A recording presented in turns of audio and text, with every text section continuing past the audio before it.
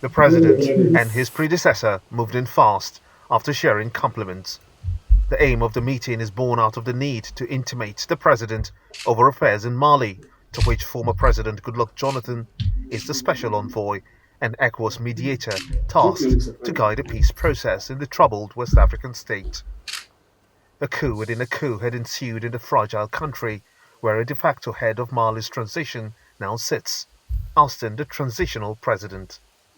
Jonathan sets the ball rolling, saying that the president of Ghana will convene an emergency meeting of member states, inviting Mali's de facto leader as well.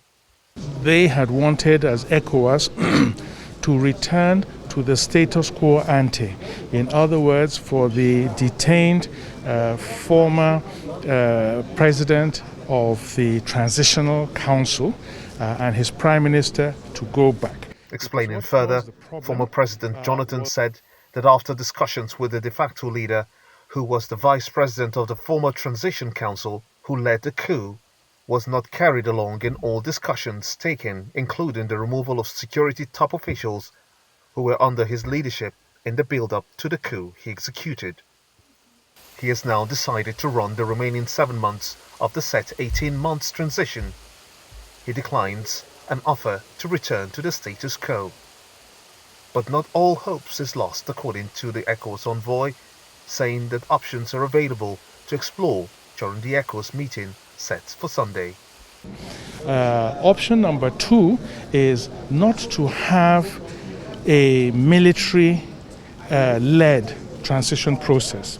In other words, a serving military officer as the president of the transition program for the next 7 months, but to bring from outside another civilian who could serve in that position. That's a second option.